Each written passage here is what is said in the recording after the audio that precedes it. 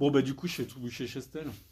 Enfin, j'aurais pas fait l'étranger chez Boucher-Chastel, mais j'aime bien le livre de Laurent Saulnier, Le diable dans l'assiette.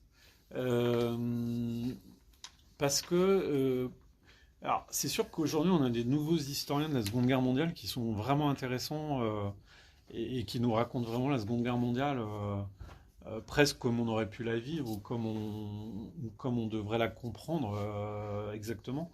Et là, je trouve je pense qu'il s'est nourri beaucoup des nouveaux historiens pour écrire ce livre. Je ne sais pas comment il a travaillé, mais disons que de prendre un Allemand lambda et de finalement tracer son parcours des années 20, 30 jusqu'à aujourd'hui. Parce qu'en fait, le héros a 106 ans quand on lit le bouquin, ce qui est un âge.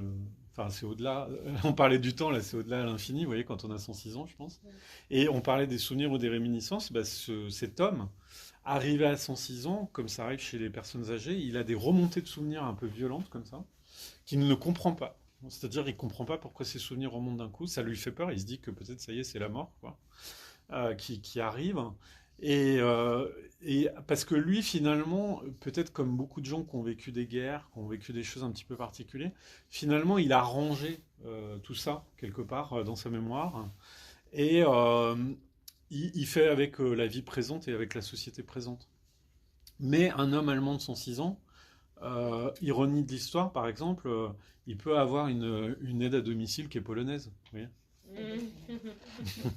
Et peut-être regarder l'actualité sur les migrants et tout ça, ou le restaurant où il a bossé, c'est devenu une espèce de turc kebab pakistanais, alors qu'avant c'était une brasserie, ou peut-être le NSDAP tapait les bocs quand d'un seul coup le parti nazi est arrivé au pouvoir. Vous voyez, donc il y a une élasticité dans le temps avec un personnage comme ça qui peut être un peu fascinante, dans le sens où il est confronté au présent comme tout le monde, mais en même temps, il a toute une histoire derrière lui, quand même, qui est pour notre, que nous on apprend, qui est quand même un peu. Et donc cet homme, bah, comme tous les Allemands finalement, quand il était jeune, il était au chômage, hein, presque, hein, comme beaucoup d'Allemands. Et parce que c'était la Première Guerre mondiale, tout ça, et que les temps étaient vraiment durs. Lui, il a eu la chance à un moment de devenir simple serveur dans un bar-restaurant. Et ce bar-restaurant tirait enfin essayer de s'en sortir. Et puis, ben, il y avait un parti qui était en train de monter, en quelque sorte. Et il se trouve que, bah, chance pour la brasserie du coin, j'ai envie de dire, ce parti venait se désaltérer après avoir dit Ah, Adolphe est génial et tout. Enfin voilà. Et puis, quand ils avaient des victoires, ils venaient boire des bières dans ce bar-restaurant, quoi. Alors lui, ça le. Enfin, il était content pour son patron, vous voyez, enfin, que ça marche et que, voilà, il y a des gens. Puis, comme pour tous les Allemands, bah, tout le monde avait un peu un avis sur ces gens, mais sans trop savoir ce qu'ils étaient, où ça allait emmener, ou tout ça, quoi. Puisque dans ce livre, on y va progressivement. Vous voyez, on revient en arrière, mais on revient progressivement sur toute la vie d'un homme, hein, un homme, j'ai envie de dire, ordinaire.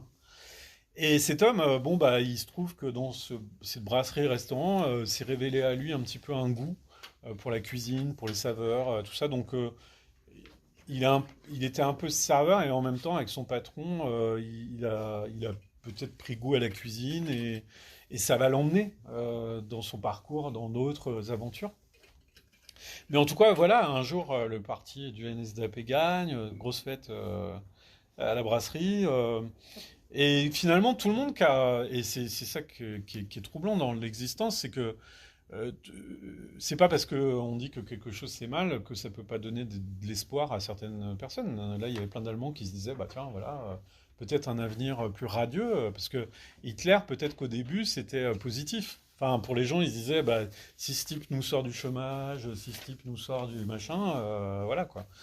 Et du coup, il y a un Hitler, j'ai envie de dire, d'avant l'Allemagne qui s'engage dans la guerre sur le front de l'Est. C'est-à-dire un Hitler qui laisse penser aux Allemands que si tous les Allemands se réunissent et tous les Allemands font un truc, bah, ça va être génial. Et puis après, il y a l'Allemagne qui, plus l'engagement se fait à l'Est, plus la guerre s'étend à l'Est, plus les Allemands se disent, mais en fait, on a signé un contrat avec le diable et pour l'enfer, quoi. C'est-à-dire, tout ce truc là où on est tous partis comme des dingues, tout ça va amener notre destruction, quoi. Et c'est un peu le parcours de cet homme, c'est-à-dire qu'au départ, bah, il a fait comme tous les Allemands, plus ou moins y croire, plus ou moins être dedans, tout ça, et puis il est parti se battre sur le front de l'Est.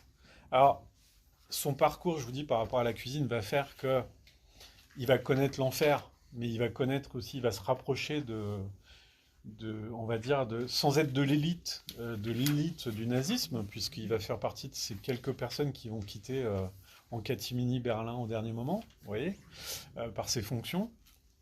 Mais il reste un Allemand ordinaire et pas quelqu'un, pas forcément idéologue, mais qui à un moment a été, comme tous les Allemands, embarqué là-dedans, en partie nazi, en partie machin.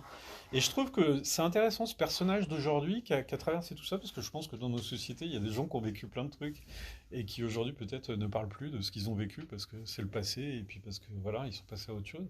Mais j'aime bien ce parcours, il est intéressant parce que finalement, c'est dans les limites de ce personnage que finalement, on se pose la question de comment l'histoire vous embarque et comment finalement on choisit ou on choisit pas. Enfin, voilà, et ce personnage a plein de limites, hein, mais il est intéressant dans ses limites, je trouve. Ça, c'est un personnage ordinaire et moi j'aime bien suivre ce parcours et euh, je pense qu'aujourd'hui il y a des gens qui sont embarqués dans des trucs, ils n'ont pas le temps de réfléchir à ce qui se passe. Si la guerre commençait demain, on ferait comme on peut. Enfin, on serait peut-être pas à dire ouais, redevenons nazis, ça serait super. Mais à l'époque, personne connaissait le nazisme et personne. Enfin voilà quoi. Bon, j'ai pas fait l'intro qu'il faut faire sur cette rentrée littéraire. C'est une rentrée littéraire où la famille joue un rôle dingue. Vous l'avez compris, hein, tous les livres dont on parle, importants, c'est toutes des histoires de famille, quoi. Bon, c'est pas nouveau dans la littérature, hein, j'ai envie de dire. On a régulièrement ça, puis la littérature peut-être sert un peu, parfois, parce qu'on n'est pas écrivain non plus comme ça par hasard, peut-être à régler des comptes, à revenir sur son passé, sur la matière première qui nous a fait écrivain, quoi. Voilà, et c'est peut-être la famille, quoi. Et dedans, il peut y avoir de la pudeur, de l'impudeur, il peut y avoir du réalisme, il peut y avoir de l'imaginaire. Et c'est vrai que dans cette rentrée, c'est intéressant le spectre de la famille qui est très large. C'est-à-dire, vous avez Catherine Millet qui dit, bah moi, c'est rien que la réalité que la réalité, donc finalement, on décolle pas sur la fiction, quoi. Mais en même temps, comment on raconte le réel? Enfin, c'est pareil, hein, c'est toujours une écriture, donc voilà. Et puis des gens comme moi, mon Goncourt à moi, c'est pas Kolkhoz, hein, c'est Caroline Lamarche. Donc Caroline Lamarche, comment on parle d'une famille singulière et comment on parle d'une branche morte dans un arbre généalogique, quoi. Là, il nous faut de l'imagination. Ou alors de la réflexion pour essayer de raconter, quoi. Donc on a un spectre très large sur la famille.